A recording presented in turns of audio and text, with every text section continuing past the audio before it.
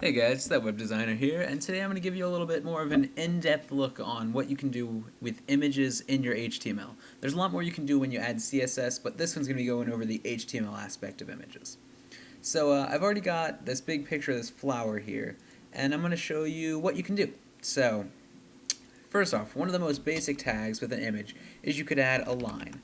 Now, a line is just going to allow you to put, you can put absolute bottom, absolute middle, baseline, bottom left, middle right, text top, or top.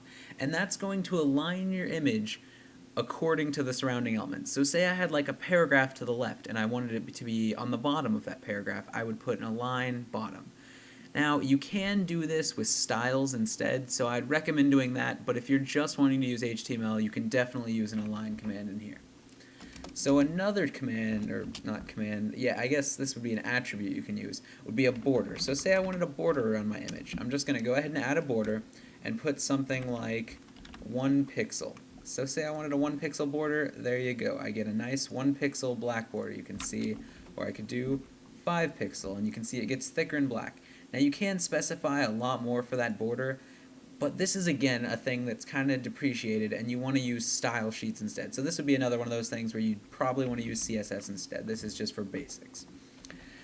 Another attribute you can add is height. This one you would just want to do in HTML. So say I wanted to change the height of this image to only 100 pixels. Oops. Now look, that's only 100 pixel height.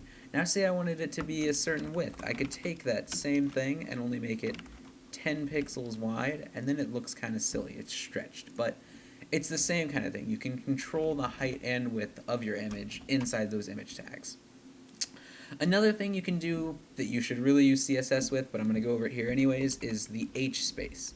Now what that does is it changes the white space that's on either side of your image. So see, when I did 10 pixels, it added 10 pixels of white space on the sides of the image. So on all sides there's another 10 pixels of just blank space. It's kind of useless for what I've never needed to use it personally, but I guess some people might need to use it.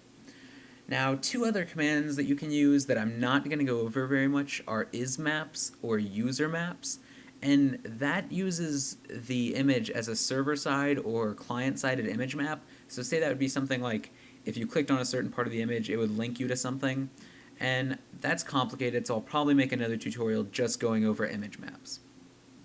Now, another thing you can use in here is alt text, and that's like, say somebody couldn't see images, like blind people that try to go to websites. This is probably not the best example, but if blind people are trying to go to your website and they use one of those or text to speech things, whenever it went over the image, it could say that this was a flower, or like picture of flower could be alt text or something. So it would read that off, as opposed to just saying there's an image there.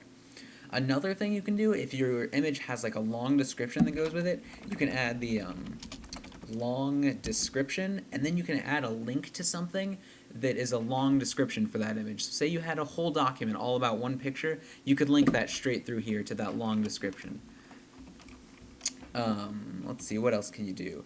You can also use VSpace, which is just like HSpace, but instead of doing the left and right side of an image, this does the top and bottom of the image.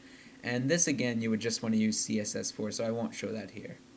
But that's about all of the basic image commands that you can use. There's more in CSS, and I'll go over that later in a CSS tool, and I'll also make a separate tutorial for doing image maps. But that's all for now, so sub for more. Thanks for watching, guys. See you later.